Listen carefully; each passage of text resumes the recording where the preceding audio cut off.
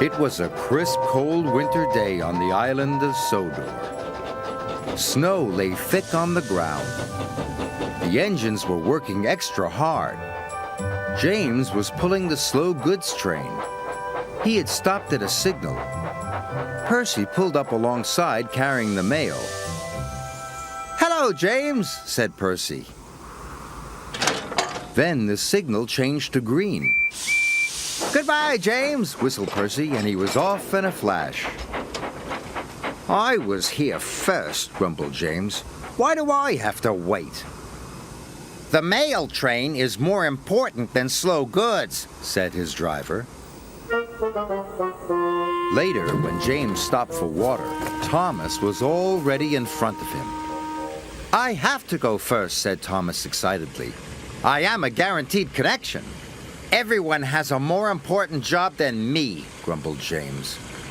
"Nonsense," said Thomas. "Everyone knows you're a really useful engine." But James wanted to be an important engine, too.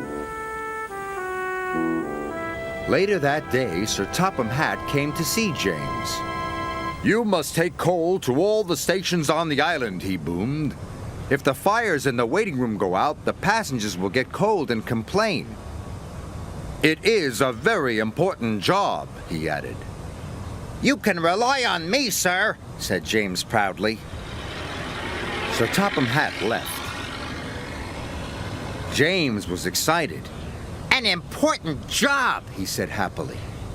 "Phew," sniffed Gordon. "It's only a load of coal after all." "Nonsense," snorted James. "I am going to keep the passengers warm. What could be more important than that?" And he wheeshed over to the water tower.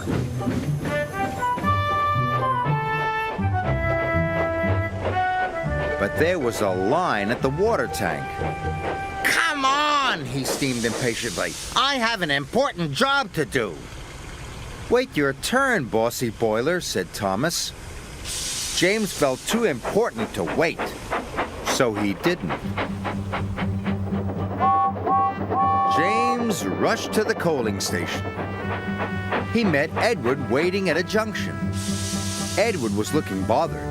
He had too many jobs and he was feeling puffed out. "Can you take these slate cars to the quarry?" Edward asked. "Sorry, Edward, but I can't," puffed James. "I've got the most important job on the island." And he chuffed grandly away.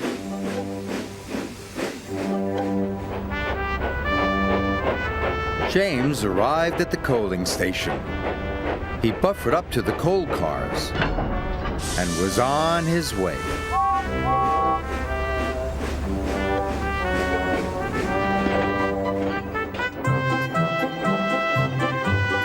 James was looking forward to delivering his coal. "Now I'm useful and important," he chuffed happily. Then there was trouble. James puffed harder and harder. He went faster and faster. And then he began to feel hotter and hotter. "I don't feel well," wailed James. And he had to stop. "Your water tanks have run dry," his driver told him. "We'll have to wait for help."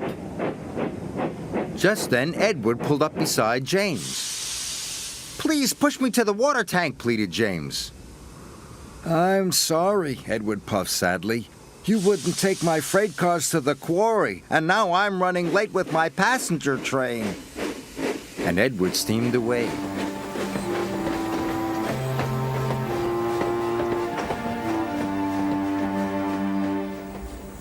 Edward stopped and told the signalman all about James. The signalman telephoned for help, and soon Salty was on his way. He pulled up alongside James. "Why didn't you fill up with water this morning, matey?" James told him about the line at the water tank. "I've heard you were too busy to help Edward, too," said Salty. "I was in a hurry," protested James. "Mine is the most important job on the island." "No job is more important than helping another engine," said Salty firmly. And deep down in his boiler, James knew Salty was right. Thanks to Salty, James's water tank was soon filled and he was well on his way. He knew he had to make up for lost time. Then James saw Diesel up ahead.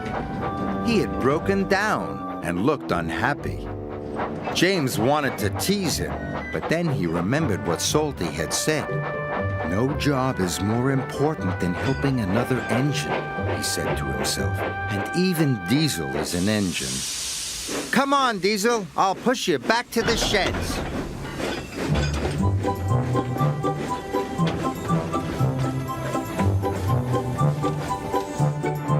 Pushing Diesel and pulling freight cars was hard work. At last, James got Diesel to the repair yard, but he still had to deliver his coal.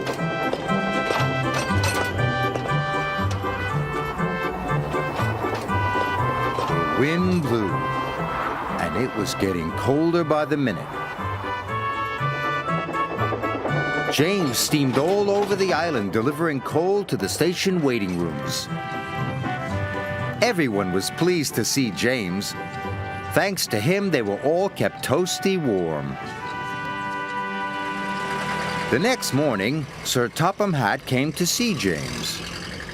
He knew all about him running out of water and his not helping with Edward's trucks. "I'm sorry, sir," said James. "I put my own job first." "But you did learn your lesson, and you helped Diesel," Sir Topham Hatt boomed cheerfully. "And you delivered your coal on time. You, James, are a really useful engine." James nearly burst with pride. "Thank you, sir," he said. Being really useful was better than feeling important.